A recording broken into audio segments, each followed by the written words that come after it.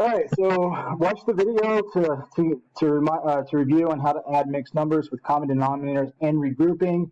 If you feel good, if you have not watched the video, do so unless you feel pretty confident about the procedure. So let's go ahead and do a couple examples.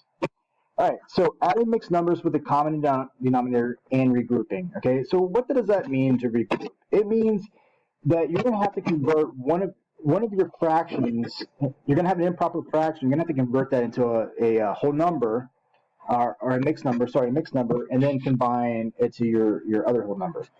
So let's look at this. Let's look at the fraction for this example. I have 4/5 and 3/5. So if I add this together, I have 7/5. Okay. So what happens when your numerator is bigger than your denominator? What does that mean? It means that you have greater than a whole, because a fraction is part of a whole. So if your numerator is bigger than your denominator, then you either have a whole number or a mixed number, all right? Because you have greater than one whole. So 7/5 would be that example. All right, so let's go ahead and go through the process. All right, so I'm just going to do it in black. So I have 4. So the first thing I'm going to need to do is add my whole numbers, and then I just have what's happening? All right, in this one I just have 5. Okay, so I don't have a 3/5. It's not a mixed number, so I only have 5. So I can say 5 plus 0 is 5. I don't need to add that 0. I can add if I want to.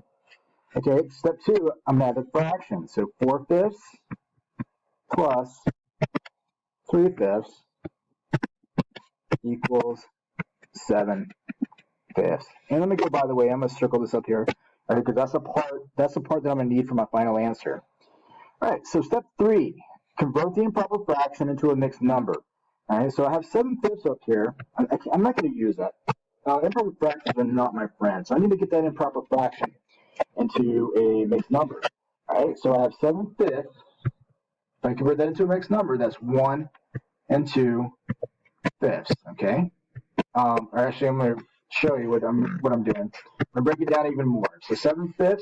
I'm going to break it into 2 fractions. I'm going to break it into a fraction that represents a whole, and then I'm going to break it into just a fraction. Okay. So 7/5 is the same thing as 5/5 plus 2/5. Okay, so 5/5 represents one whole, and then I have that additional 2 left over, so it'll be 2/5, and then I can convert that 5/5 into one whole. Okay, so now I'm going to add, so that's going to be a part. I'm going to circle that. I'm going to circle my 2/5. Those are all my parts that I need to add together to complete my final answer. So I have 5 plus 1 plus 2/5, and that's going to get me 6 and 2/5, and that is my answer. All right. So that is how to add a mixed number with regrouping. Okay, and that's, once again, all that regrouping means is you have to convert an improper fraction into a mixed number and then combine the parts. Another way to look at it, I'm going to go ahead and put a line here. Another way to look at it is just put it in like your standard algorithm. So, and I'm going to break it up between whole numbers and fractions. So on one side I have my whole numbers, so 5, and then I have 0 because I don't have a whole number for 3/5. And then I have 4/5. I'm going to leave a little space added to 3/5.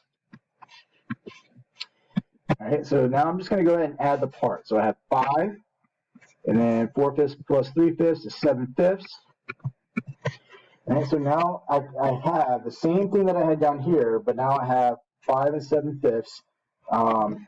And I'm going to go ahead and break that improper fraction into a mixed number. So what that is showing is actually the same thing as 5, and then 7/5 would be 5/5 plus, oops, so there's a bit plus there, 5 plus 5/5 plus 7/5, sorry, 2/5. And then if I combine all those parts, that'd be 5, and then plus 1. Now 5/5 is the same thing as one whole. And then if I add those all together, I would get 6 and 2/5. All right. So two ways to look at the problem. You choose whatever one you want to do, but that's two different ways you can look at it. All right.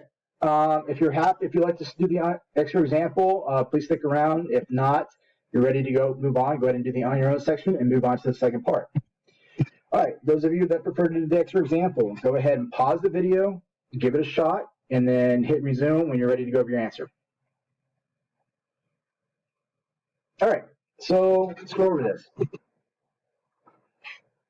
So the first thing I need to do is add my whole number. So 12 plus 3 equals 15.